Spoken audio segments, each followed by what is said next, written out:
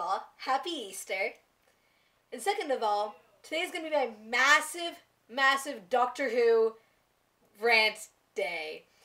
So, first I'm going to do a Doctor Who accent challenge that I found online. It's going to be very interesting. Then I'm going to do a whole rant about who's coming back for the 50th anniversary. And then I'll rant about the Bells of St. John last. So, it might be a long video, but if you love Doctor Who as much as I do, you will stay. So, my name is Sydney Brannon, and my username is also Sydney Brannon.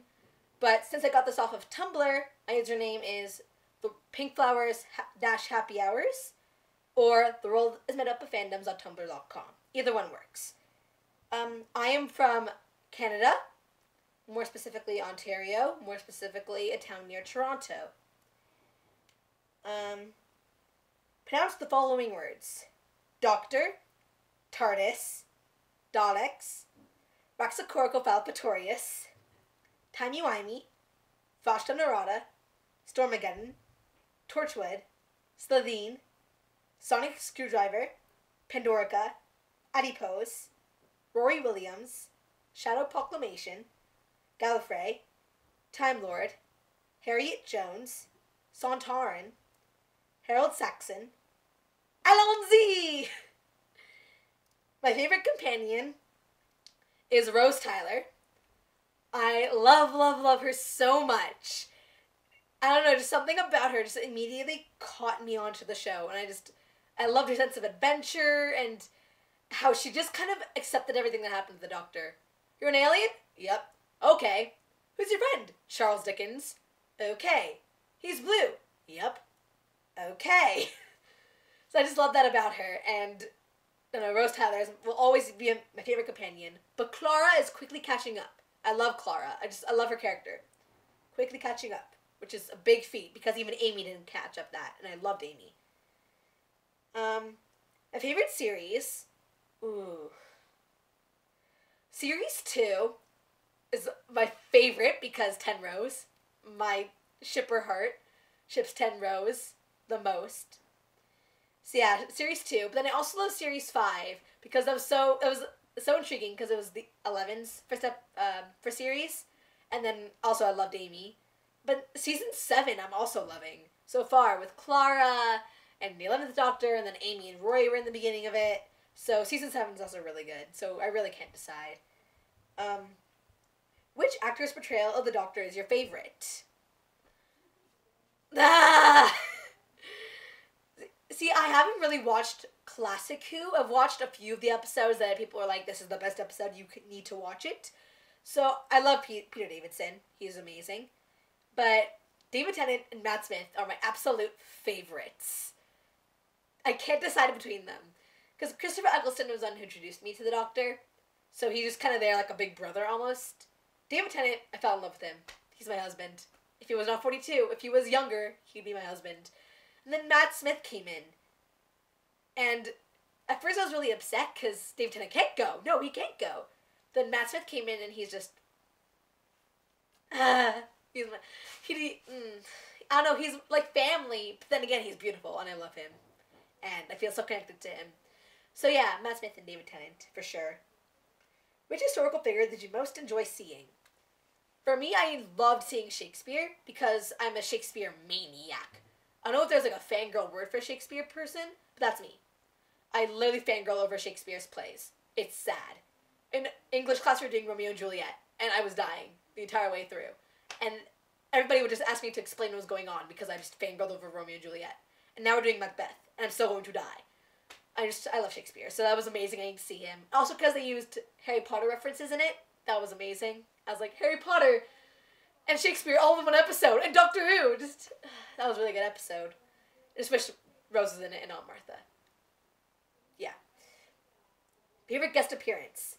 My favorite guest appearance was definitely Kylie Minogue because I'm a competitive dancer if you haven't watched my first video, and I do a dance to her song Time Bomb. So when I saw that it was her on the episode, I was like, wait a second, I danced to your song. So it's really cool to see her be Astrid Perth. And I loved that one scene where she was like, so you look good for 903. He's like, you should see me in the mornings. She's like, okay. I love loved seeing her in Doctor Who. It was amazing. Do you believe in Rose Tyler? Did you not just hear my gigantic rant about how much I love her? Yeah. Yeah, I do believe in her. Who/what do you ship? Okay, get ready for this. 10 rows, 10 rows, 10 rows, 10 rows, 10 rows. 10 rows. So much. All my feels. Doomsday. Doomsday, I threw myself against that wall and I cried for 2 hours. And then the next day I went to school and we were doing history. And we were learning about Doomsday. How many feels are happening during history class cannot explain to you. I'm pretty sure my teacher had to ask me about 5 times when I need to go to the washroom. And I was like, no, just my contact's kind of, there's a little rip in it, and just, yeah. Meanwhile, just trying to hold back the tears. It was really upsetting. I also really ship Amy and Rory. I love them together. Amy and Rory. I love how much she loves her. I wish I had that kind of relationship. And then, I don't ship River and 11, just because it's so creepy that she looks so much older than him. But I do ship 11 and Clara. I do ship them, just because I feel like they're they complement each other so much. Like, Clara has what the Doctor doesn't have, and the Doctor has what Clara doesn't have. So they're kind of like they complete each other. But yeah, so those are my 3 ships. Which Christmas special is your favorite? That's a hard one. Probably The End of Time and In the Time Part 2. Because even though the Doctor leaves, the Doctor, which is really, really sad, I just loved how everybody just came in together at the end. And that he went and said goodbye to all of them. And then when he went to say goodbye to Rose, it was really like a hello, which was really, really upsetting. But yeah, I love that part of it. Sorry, there's a bag here from shopping. Went shopping with my friends today. What sound does the TARDIS make? Okay, here we go. Sorry if it sounds horrible. It doesn't make that sound.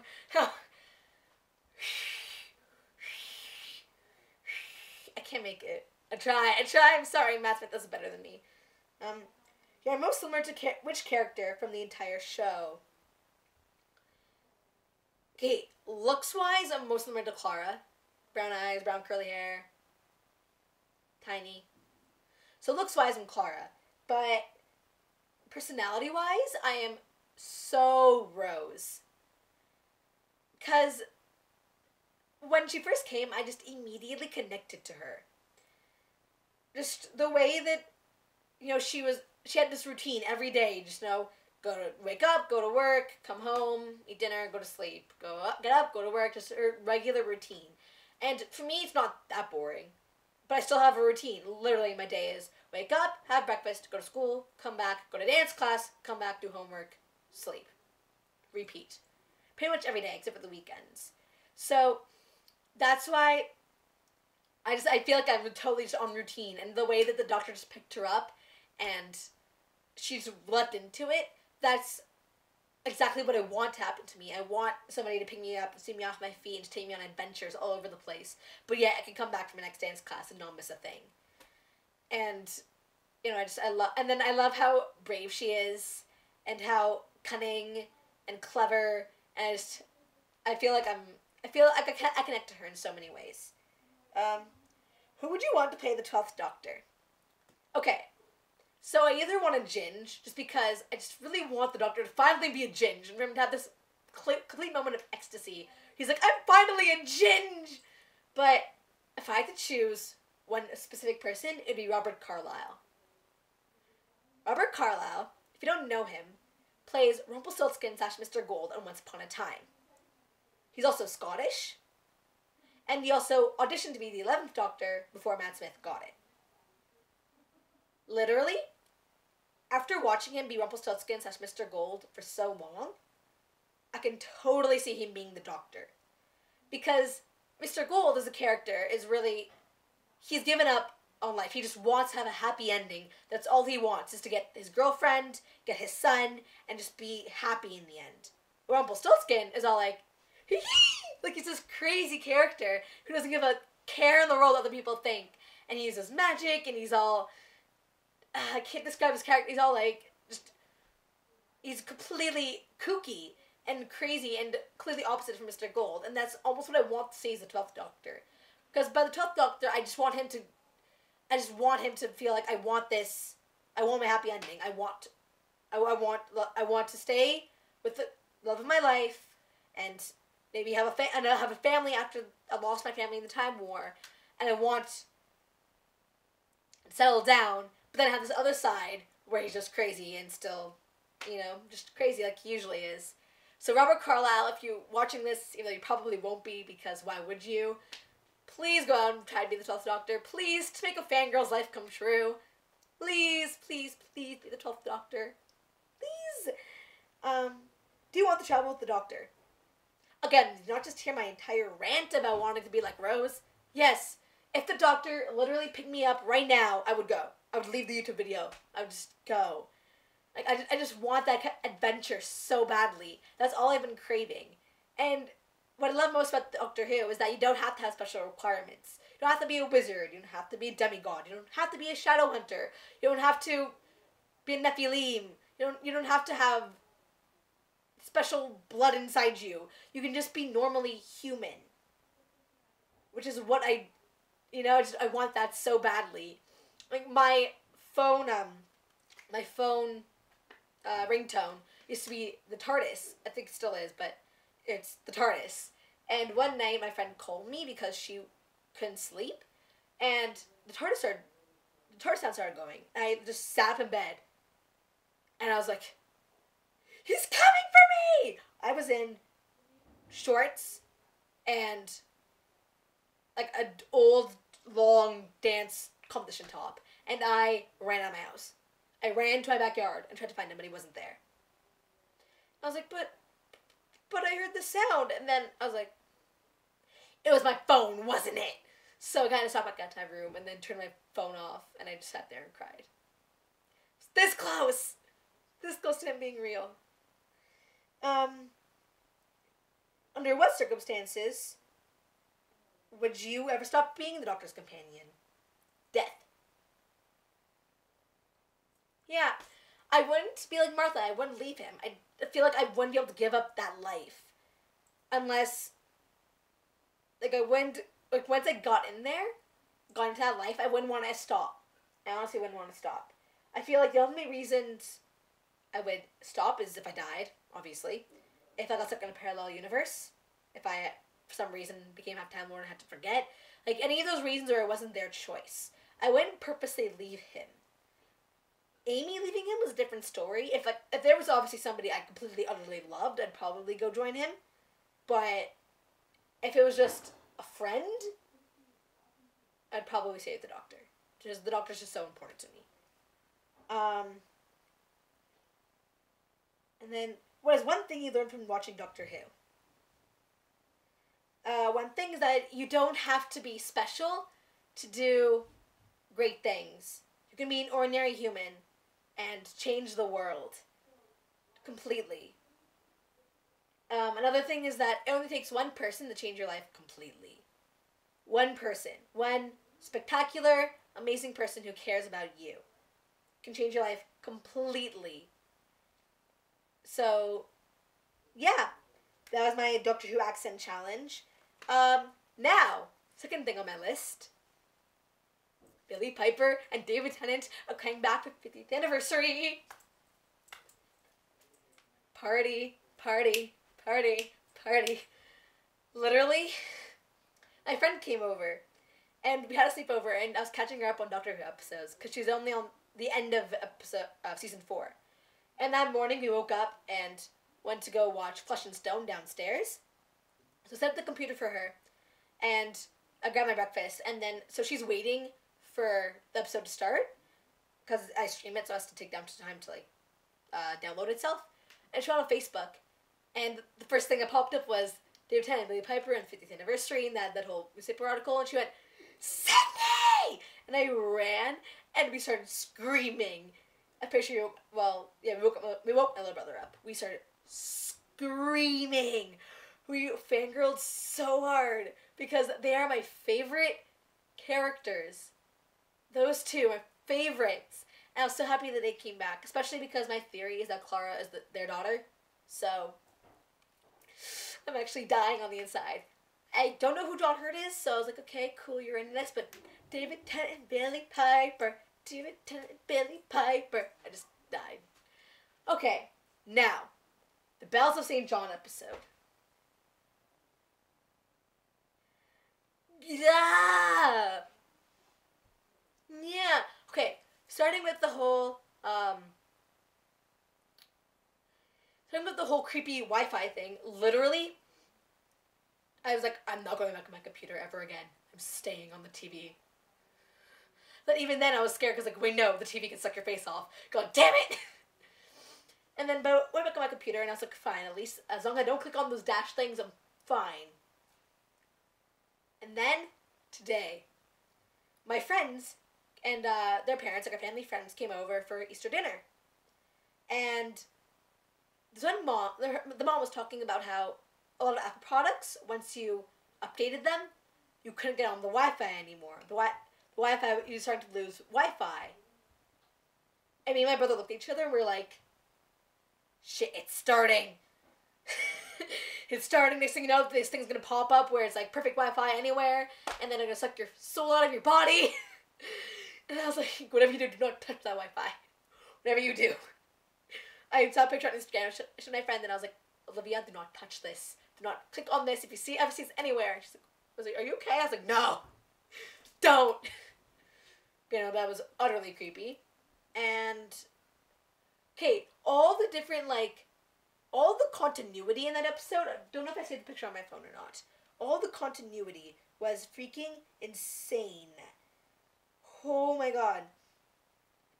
First off, okay, so the whole thing with Clara, how it was the password was Rick Bar 123, and then she's like, oh, the thing I used to remember it is Run You Clever Boy, and remember, he was like, huh? Huh? What? And she's like, 1, 2, 3, but you can type in 2, 3. It's creepy. And then in the book, when it was like 9, 10, 11, 12, 13, 14, 15, 17, 18, 19, 20, 24, or 21, 22, 23, 22, 24. That was bad counting. Sorry about that. I'm not good at math. But I was like, so basically she can't type out anything to do with the multiples of 16. What the yeah, that was really confusing for me. So, this mystery of Claus was getting deeper and deeper.